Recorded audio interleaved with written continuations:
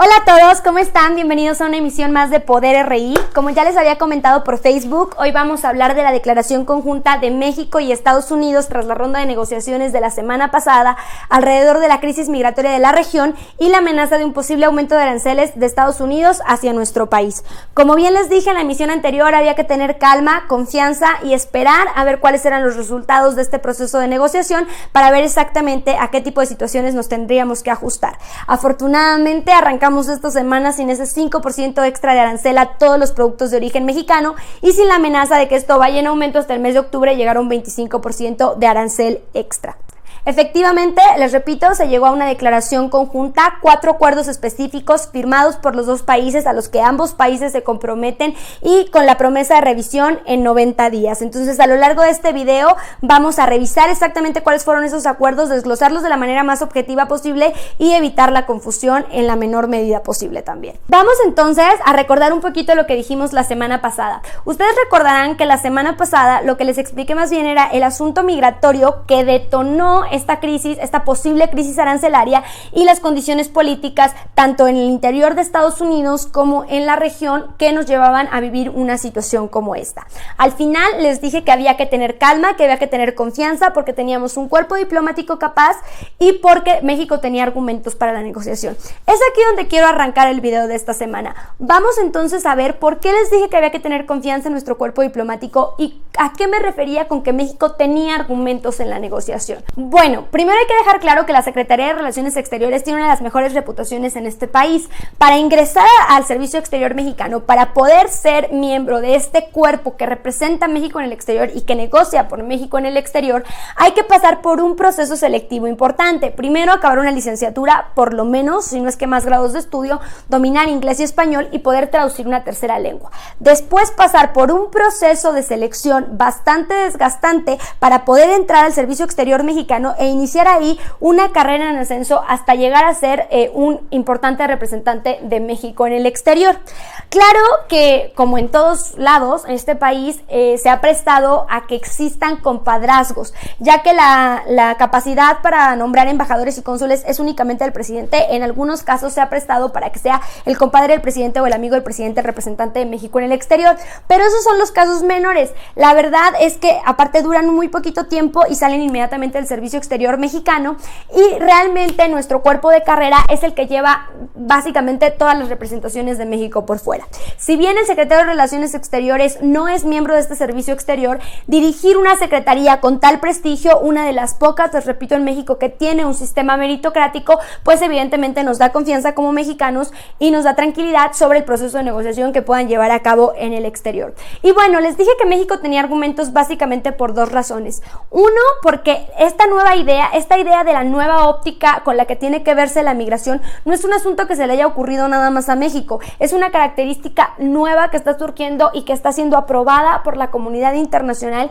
y entonces hablar de derechos humanos, de un pacto integral de desarrollo con el Triángulo del Norte y de un pacto de migración seguro, ordenada y regular no es algo que a México se le ocurrió y no es algo en lo que México esté absolutamente solo. México podía hacer alusión a que esto es una nueva óptica de la comunidad internacional. Y la segunda razón es que, bueno, siendo dos países tan interconectados, evidentemente a Estados Unidos también le afectaría entrar en una guerra comercial. Les repito lo que les dije el video anterior, si México hubiera decidido iniciar a poner aranceles también, pues evidentemente la economía norteamericana también sufriría un gran efecto. Sin embargo, cuando les dije que México tenía capacidad de negociación y argumentos de negociación, no me refería con esto a que esta era una negociación sumamente fácil o que no nos iba a costar absolutamente nada. No, estamos hablando de negociar con el país o uno de los países más poderosos del mundo, que curiosamente es nuestro vecino y por posición geográfica vamos a estar interrelacionados con él toda la vida.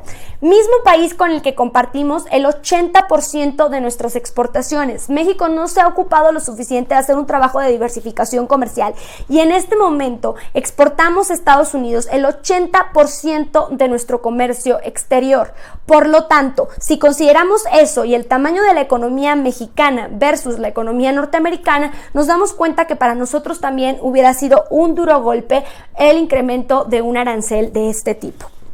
Por lo tanto, si hubiéramos entrado en este juego de entonces poner aranceles y que ellos nos respondieran igual, pues si contemplamos el tamaño de la economía y el porcentaje de comercio que tenemos involucrado, evidentemente también nos iba a terminar afectando muchísimo a nosotros. Además de que cuando se va a negociar, nunca la intención es ver quién puede más o ver quién tiene la última palabra, porque al contrario, en lugar de que esto signifique parar el conflicto entra en un asunto de escalada que es muy difícil parar y que trae perjuicios para todas las partes. De hecho, la teoría del conflicto lo que dice es que cuando el conflicto se presenta es una oportunidad para encontrar una solución integral para todas las partes, no una oportunidad para la pelea y para ver quién tiene la última palabra. Además, si contemplamos que el interlocutor es una persona como Donald Trump, a la que le gusta el conflicto y a la que difícilmente se le ve una intención de mejorar el mundo o de mejorar las condiciones de la región y que más bien premia sus intereses personales anteponiéndolos a los intereses de su propio país, pues era muy sencillo que al entrar en un asunto de escalada de arancel contra arancel, México terminara perdiendo muy por seguro gran parte de su economía y terminará debilitándose sobremanera. Igual que Estados Unidos, por supuesto, nos iba a afectar a ambos, pero teniendo este interlocutor, pues evidentemente iba a ser más posible que nuestro país saliera perjudicado. Cuando este tipo de casos se dan, por supuesto que la teoría del conflicto propone técnicas de negociación y dice, si tu interlocutor no está dispuesto a encontrar la mejor solución posible para todos, bueno, pues entonces si no vamos a jugar a ganar, vamos a jugar a ceder y ver hasta dónde yo estoy dispuesta a ceder y hasta dónde tú estás dispuesto a ceder para ver en qué punto nos encontramos y cómo encontramos la mejor solución posible para cada uno o la que sea menos perjudicial para cada uno. Y en este sentido se llevó a cabo la negociación de la semana pasada en Estados Unidos, porque estábamos jugando con un interlocutor de este tipo, con el que tenemos gran parte de nuestro comercio comprometido y que no deja de ser una de las naciones más poderosas del mundo. ¿Por qué estoy hablándoles de teoría del conflicto y de técnicas de negociación? Porque por ahí varios análisis de la semana pasada lo que decían era, no, lo que hay que hacer es responderles igual. Vamos a entrar en un asunto de escalada, si ellos nos ponen aranceles, vamos nosotros a poner aranceles de manera discrecional a aquellos que les afectarían a los futuros votantes de Trump, y entonces vamos a parar el conflicto. La verdad es que no. Si tomamos en cuenta con quién estamos jugando, cuál es nuestro interlocutor y el tamaño de nuestra economía y el porcentaje de nuestro comercio involucrado, la verdad es que una cosa así hubiera resultado desastrosa. Por eso les estoy hablando de esto. También los que empezaron a decir, pero qué necesidad de estar negociando con Estados Unidos, no, hay que dejarlos, no vamos a agachar la cabeza para absolutamente nada. Bueno, claro que no vamos a agachar la cabeza, que no es nuestro estilo y que no debemos hacerlo, pero tampoco podemos ignorar a un socio comercial de este tamaño que, les repito, además es nuestro vecino y con el que compartimos no solo comercio, sino una serie de beneficios y de perjuicios y de situaciones positivas y negativas como es la crisis migratoria en este momento. Entonces, por eso quiero hacer énfasis en que no era tampoco una negociación sencilla. Yo sé que les dije tranquilos, por supuesto que teníamos que estar tranquilos, tenemos argumentos y tenemos un buen cuerpo diplomático, pero aclarar que no era una negociación sencilla y que bajo ninguna circunstancia entrar en la escalada del conflicto era la solución. Para todos los que dicen que entrar en una escalada de conflicto es la solución, pues los invito a leer un libro de historia para ver a qué nos ha llevado en el pasado o a ver algunas de las situaciones que se están llevando a cabo en este momento en el escenario internacional en alguna confrontación con Trump para que vean los resultados. También quiero que recordemos hacer un poquito de recuento sobre lo que les dije de la migración. Les hablé del proceso natural que es la migración y a lo mejor aquí hice mucho énfasis porque lo que yo quería que quedara claro era que este mito de que el migrante tiene la culpa cuando las administraciones fallan es solamente una justificación de los gobiernos cuando no quieren hacerse cargo de sus responsabilidades. Pero bueno, básicamente les hablé de dos mecanismos: el Pacto para la Migración Segura, Ordenada y Regular que firmamos en Marrakech en diciembre pasado, que básicamente se basa en dos cosas. Uno, que la migración no sea obligada, que no sea un asunto de supervivencia, que existan en el territorio de cada migrante las condiciones necesarias para que éste se desarrolle oportunamente y que no sea una necesidad de vida migrar. Y segundo, que si la migración ya va a darse, entonces se dé de la manera más regular posible para evitar conflictos situaciones de riesgo para los propios migrantes, ¿no? Les decía, este asunto de ser vulnerables ante la trata de personas, el tráfico de personas, etcétera. Y les hablé también del Pacto Integral de Desarrollo con el Triángulo del Norte, precisamente en este marco, en un esfuerzo por encontrar en Centroamérica las condiciones apropiadas para que migrar sea una opción y una decisión y no una necesidad. Entonces, dicho esto, no les hablé de la condición de tercer país seguro. ¿Por qué? Porque no me parecía en este momento importante para aclarar el problema migratorio o el asunto de migración que les quería explicar, pero sí es algo que se puso sobre la mesa en la negociación la semana pasada. Por eso sí me parece importante aclararles qué es la condición de tercer país seguro. La condición de tercer país seguro es cuando dos países hacen un tratado bilateral, firman y obtienen una obligación judicial en el sistema internacional de carácter vinculante. Y uno de estos países se compromete a procesar las solicitudes de asilo y de refugio en el otro país, mantener a los migrantes que aspiran a este otro país en su propio territorio nacional y efectivamente ejecutar las deportaciones cuando estas solicitudes les sean negadas. Entonces, México no puede ser, no debe ser y no debe permitirse aceptar nunca una condición de tercer país seguro, porque les repito, esto es un tratado y un acuerdo bilateral que se firma, que se ratifica y en el que un país se compromete ante la comunidad internacional y se obliga a hacerle el trabajo migratorio a otro. Por supuesto que eso es subordinación y por supuesto que eso es falta de soberanía. Por lo tanto, no está bien que México acepte una condición de tercer país seguro y México no ha aceptado una condición de tercer país seguro. No hay tratado, no hay firma, no hay obligación internacional. Eso tendría que pasar no nada más por el Ejecutivo. No somos tercer país seguro. Una condición como esa fue aclarado desde media semana por el secretario Marcelo Ebrard. No era aceptable. Una condición como esa no iba a estar en los acuerdos la semana pasada. Entonces no, México no es tercer país seguro porque les repito, no existe algún tratado con carácter judicial y carácter vinculante en la comunidad internacional. Entonces, aclarado esto, vamos a pasar ahora sí a los acuerdos que se firmaron la semana pasada. Básicamente la declaración conjunta habla de 4 compromisos. El primero es que México se compromete a desplegar a la Guardia Nacional en el territorio mexicano con prioridad hacia la frontera sur para evitar la migración irregular y los flujos de migración irregular e intentar captar las redes de trata de personas, tráfico de armas y tráfico de drogas. La segunda es que México se compromete a que todos estos migrantes que están en la frontera sur de Estados Unidos en este momento esperando el asilo o el refugio puedan quedarse en territorio mexicano y que el territorio mexicano los proveerá de algunas circunstancias de seguridad social para que vivan con dignidad el tiempo que esperan, mientras Estados Unidos se compromete a acelerar esas solicitudes de refugio y asilo. El tercer compromiso es que Estados Unidos ratifica lo que ya había firmado el 18 de diciembre con México, que es un apoyo de $5.8 millones para el desarrollo de Centroamérica en el marco del Pacto Integral para el Desarrollo del Triángulo del Norte, y que se compromete también a iniciar las acciones de forma inmediata para que los programas sociales puedan empezar a correr en Centroamérica y entonces existan más posibilidades de desarrollo en ese lugar y los migrantes no tengan que salir huyendo por necesidad.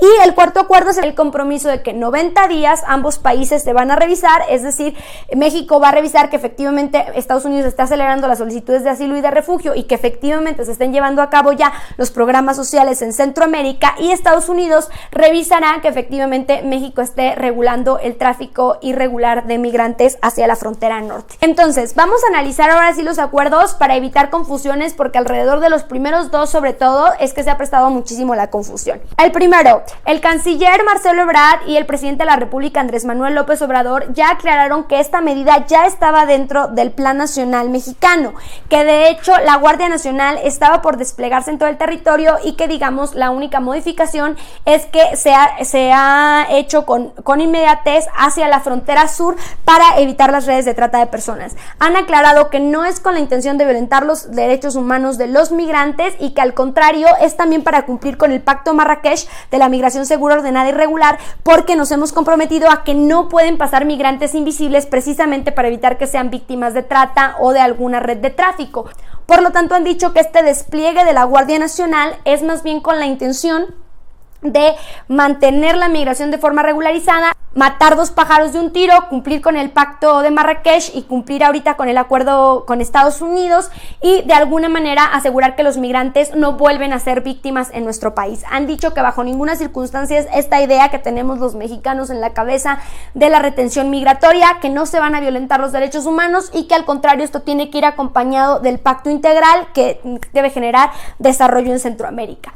Efectivamente, México aquí tiene una tarea muy importante, que es que esto no se pierda de vista, que la Guardia Nacional no violente los derechos humanos y que no vaya despegado este programa del desarrollo integral de Centroamérica para que entonces sea una decisión del migrante salir y no sea retenido contra su voluntad si quiere ejercer su derecho humano de migrar. Por supuesto que es un reto para nosotros.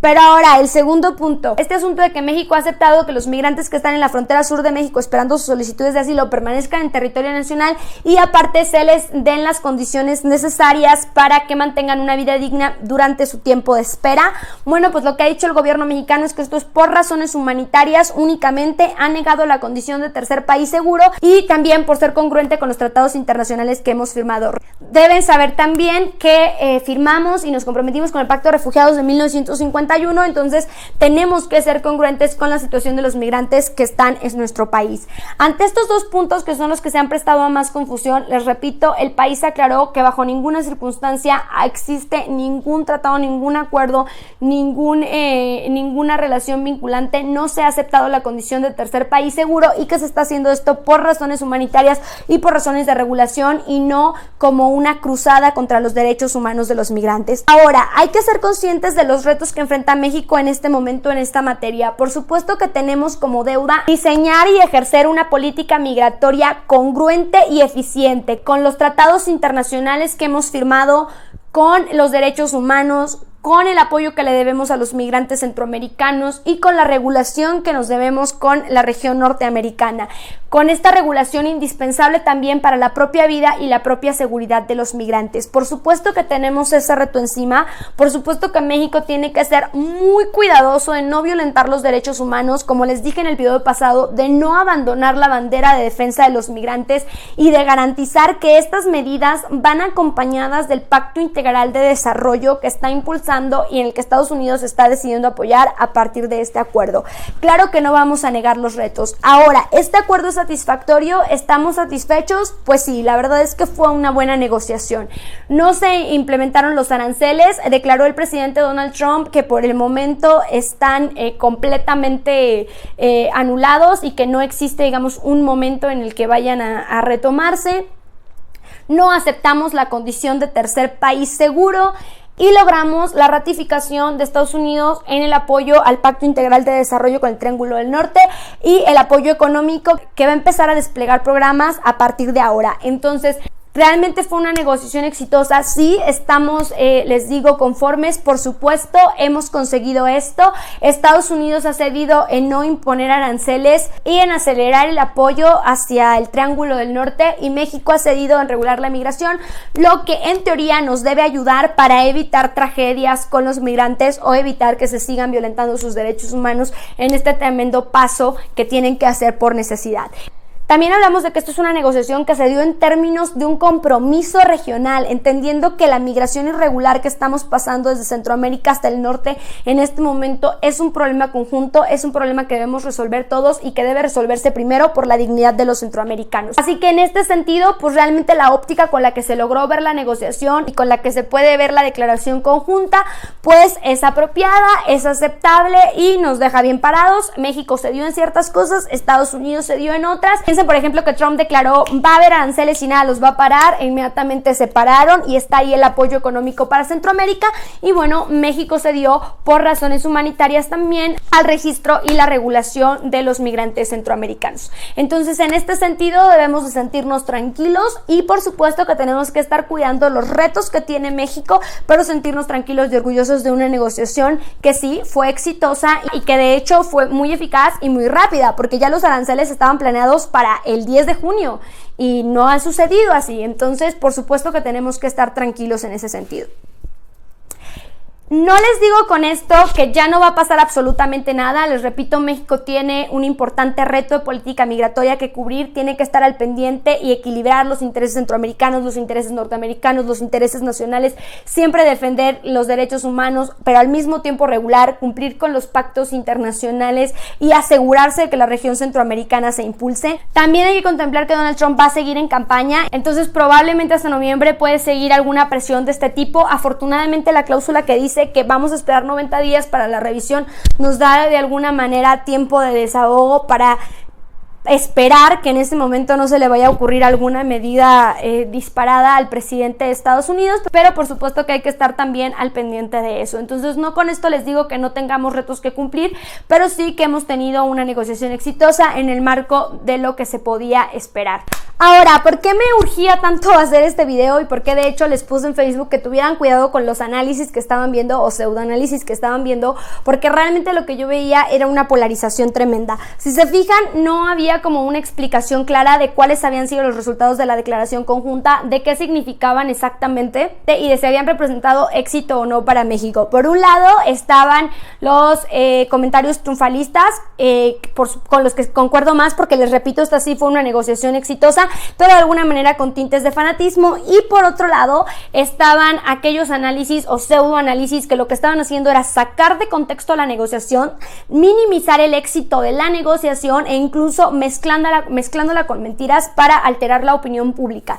Les repito, dijeron que México es un tercer país seguro. México no aceptó, ni firmó, ni hay tratado sobre la condición de tercer país seguro. Dijeron que lo mejor era entrar en escalada. Ya les expliqué por qué entrar en una escalada de guerra comercial no era conveniente para nuestro país. Dijeron que nos habíamos subordinado y que no habíamos conseguido nada, y les repito, eso es minimizar el trabajo de nuestros diplomáticos, que es un cuerpo preparado y eficiente que consiguió suficientes cosas buenas. Y por otro lado, tampoco les mencionaban el acuerdo económico con Estados Unidos para el desarrollo del Pacto Integral con el Triángulo del Norte. Es decir, sacaban de contexto toda la situación para seguir su propia agenda y sus intereses políticos personales. Eso es terrible, eso está mal. Aquí es cuando les repito, con la política exterior de México no se juega. La política exterior de México no es y no tiene que depender de un asunto de gobierno, es un asunto de Estado. No tendría que ver con que sea el presidente de Morena, con que sea Andrés Manuel, con que el canciller sea Brad o con que hubiera sido otro funcionario público o hubiera ganado otro partido.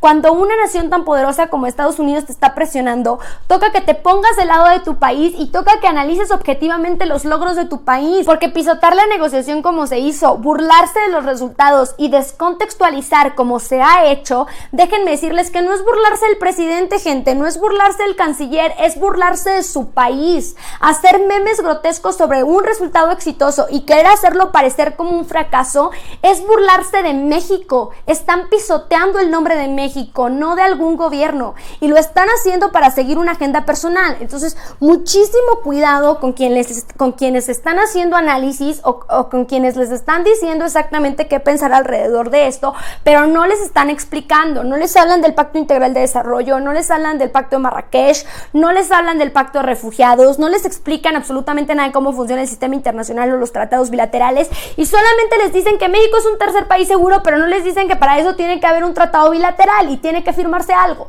Entonces, definitivamente lo que están haciendo estos personajes es sacar de contexto un asunto que está pisoteando el nombre de México para seguir una agenda individual. De verdad, gente, no le crean a Cayo de Hacha cuando de política exterior se trata, no le crean a Sergio Zurita, vean qué funcionarios públicos les están diciendo esto y analicen su historia personal.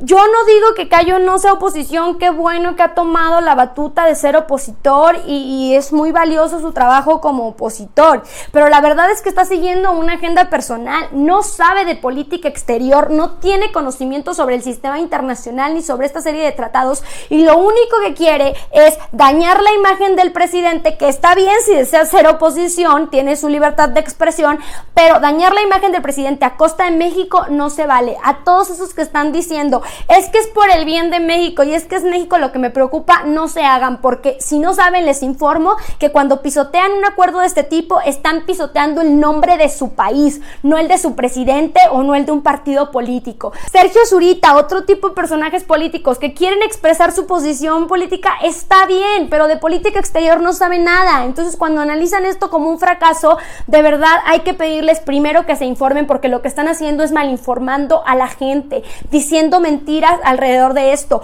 No hay más acuerdos que esos 4, ahí está en la declaración conjunta, se llama conjunta porque es lo que dicen los dos países de lo que se acordó la semana pasada, está en los foros de la Secretaría de Relaciones Exteriores, está también en mis redes sociales para que vean la declaración del canciller y la declaración conjunta en mi Twitter, para que nadie les mienta, para que ustedes puedan investigar y para que puedan discernir quién les está haciendo un análisis objetivo y quién realmente solo quiere perseguir su propia agenda política individual a costa del nombre de nuestro país. Y eso no se vale. Con México no se juega. Si de verdad les importa el nombre de México, infórmense o no desinformen a la población.